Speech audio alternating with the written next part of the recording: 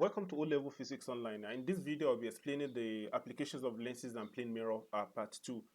Previously, we've talked about some of the application of lenses and plane mirror. So this one is going to be a continuation of it.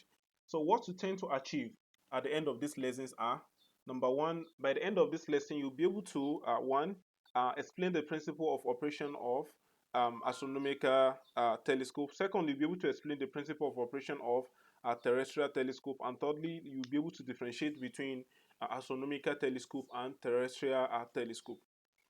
uh, Telescope, just like microscope, they operate in similar way. The main purpose of both microscope and telescope is just to magnify the size of an object.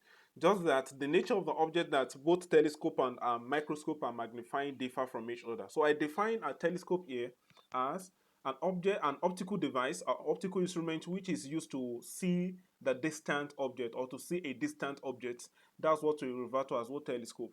And based on the function of telescope, telescope are further classified or are classified into two types, which are the first one we have is what we call astronomical telescope, and the second one we will have is what we call the Galilean telescope or terrestrial telescope.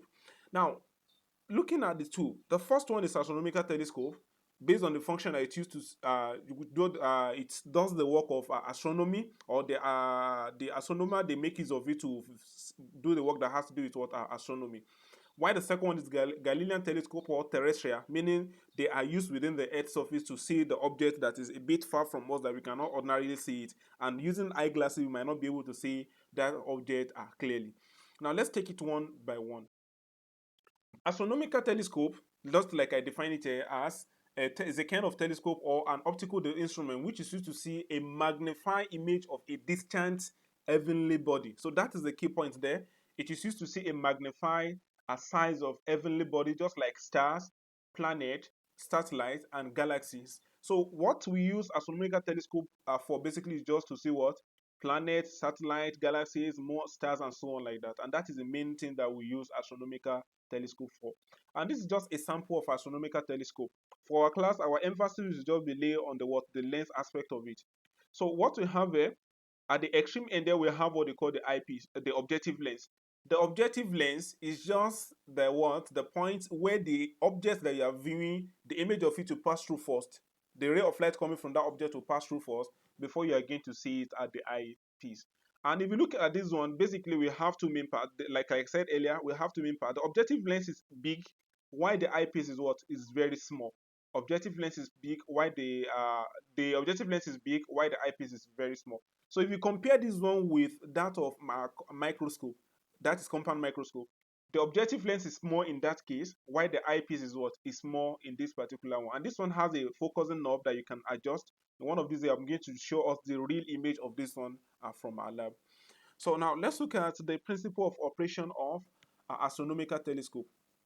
Basically, it operates in similar ways to that of our compound microscope that we have in the part one of this video. So what you have in this case, following the normal rules of a ray diagram, that is what you use to draw this one. Because in WAEC, they can ask you to draw the ray diagram for a telescope or a microscope, either compound microscope or telescope, ray diagram of it. So the rule we have is similar to the video I said. That's 4-minute video on how to draw ray diagram for compound microscope. So the first thing we have is a ray of light coming from object that is far from you that you cannot see clearly.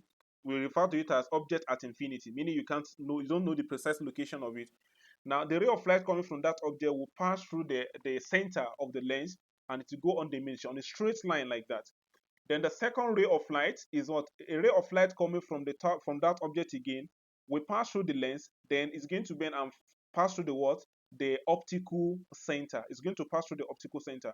Then you continue drawing it forward like that. The point of intersection of the first one and the second one, that is where the first image is going to be formed. But merely looking at this one, the image we have is very small. It's not as big as we tend to see the object clearly. So the next thing you have to do is that is where the second lens is now going to play its own role. The image you have in this case now will serve as the object for the second lens. Get the point, right? This is image formed from the object from this to this lens. Now the image formed here now is now going to serve as an object for the second lens that we'll have at this other side.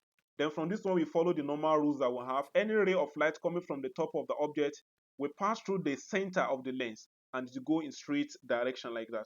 And the second rule we have is that any ray of light coming from the top of the object here again will travel parallel to the principal axis.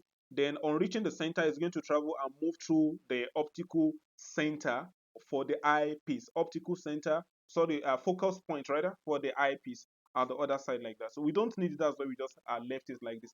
Now, what you notice about this one is that the two ray of light we have here, they are not joining each other, meaning that no image is formed at the forward direction. And the main rule we have for drawing the ray diagram, if you look at the previous video, the main rule for drawing the ray diagram is that if no image is formed at the forward direction, then you have to trace it back. So tracing this one back using dotted line like this, and tracing the second ray of light backward like this. So the point of intersection of two of them at the backward direction, that is where the image is formed like that. That is where the image is formed like that. So the properties of image form in this one are, the first one, it is inverted because it's a pointing downward. The second one is what? It is virtual because the ray of light we use to form the image is we trace it backward before we form it. So we use dotted line for it. So it is what? It is virtual. It is magnified. One, it is not inverted because it is pointing downward. And the third reason we have is what? It is virtual because we didn't use the real ray of light to form the image. And that is just a simple explanation of operation of astronomical telescope. Now, the next thing we have is in exam, they can ask you to draw the ray diagram for operation of astronomical telescope at normal adjustment. At normal adjustment. If you check WAEC 2017 or 16, if I'm to be right, a similar question was asked where they asked the student to draw a ray diagram for astronomical telescope at its normal adjustment. So what you just need to note whenever they ask you this kind of question is that you must understand the meaning of normal adjustment first. Normal adjustment is just a point where an object or image of an object is formed at infinity. In another way, an astronomical telescope is said to be in its normal adjustment if the image formed by the astronomical telescope is at infinity. So that's the key point that you need to take note under this one. And at infinity, look at the ray diagram you're going to have in this case. Similar to the previous explanation that I made, you follow the same rule. Ray of light coming from the top of the object automatically is to pass through the focus. The second one will pass through the center. The point of intersection, that's where the image is formed. Then from this one, this object will serve as this image will serve as the object again. They follow the same rule. On reaching this one, it will pass through the center of the lens. The second one also will travel parallel and pass through the center of the lens. But the only thing you have in this case is that you have to know how to adjust in such a way that the ray of light are not going to meet at the front and they are not going to meet at the back. So if they ask you to draw it, this simple diagram is enough for you to explain the operation of astronomical telescope at normal adjustment. Now, the next one we have is terrestrial telescope. A terrestrial telescope, from the name, it is used within the Earth's surface to see the object that is far from you. To see the object that is far from you. Maybe you are in one building and you tend to see another object you have in another building. Maybe that is a bit far from you. Or you are trying to locate the position of enemy from one point to another like that. Maybe used by the what? By army and so on. So what you use astronomical telescope is just to see the object within the Earth's surface. For the other one, in another planet, object that is very far in the heavenly body and so on like that. Why this one is just within the Earth's surface. Now, what you have, or to see the object from one street to another, you can also make use of terrestrial telescope. So one of the points you need to note about terrestrial telescope is that it is a modified astronomical telescope. Just like it's the same thing as astronomical telescope, but it is modified type of it. The second thing is that the magnifying power of it, the size of the object that this one can magnify, it is very, very similar to that of astronomical telescope. And the third thing is that it just gives erect image. That is the main difference we have. If you check for astronomical telescope, the image formed by it, it is not. It is inverted, pointing downward. It is inverted. Why for this one to give you, if the object is standing, then the image you are going to see at the end is going to be standing as well. So what we have in this case, the diagram for terrestrial telescope, it is similar to, if you look at this, you hardly even differentiate. You hardly know that this one is terrestrial or astronomical telescope. But based on the way they function, that's what will enable you to know that that is what you are dealing with. Now, what we have the principle of operation of it, which is the ray diagram for this one. The same rule as the previous one. The same, just I'm having three lenses here.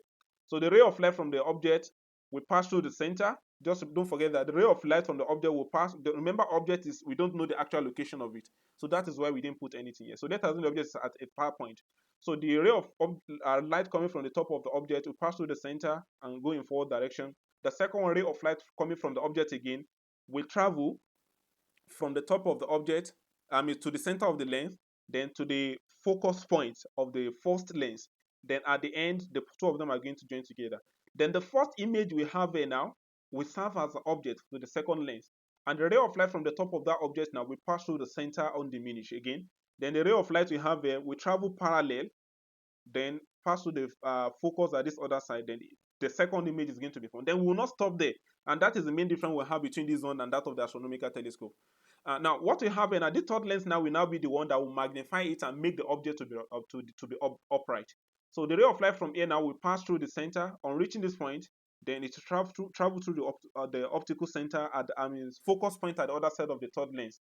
And the second ray of light from the top of the object is going to travel through the center of the lens. And if you check the two ray of light are not meeting. What are you going to do after this one like that? Then automatically, based on the rule I've said before, if the ray of light is not meeting at the front, then you have to trace it backward like that and see whether it's going to form. So if you trace it backward, the ray of light are forming at this other end. And because you are tracing it backward, automatically the first one, the virtual image is formed. The second one, the object you have here is erect, is standing upright. Then the third property we have for this one is what the image form is what is magnified. And those are the main, the simple explanation of what the principle of operation of terrestrial telescope. Now, what are the differences that we have between astronomical telescope and terrestrial telescope? The first one we have is what? Uh, Astronomical telescope is used to see heavenly body, while terrestrial telescope is used to see the object within the Earth's surface. The second thing we have under this one is that this difference we have between two of them. The final image formed by astronomical telescope is inverted, while the final image formed by terrestrial telescope is what? Is upright. And the third one, the astronomical telescope consists of just two convex lenses, while the terrestrial telescope consists of what?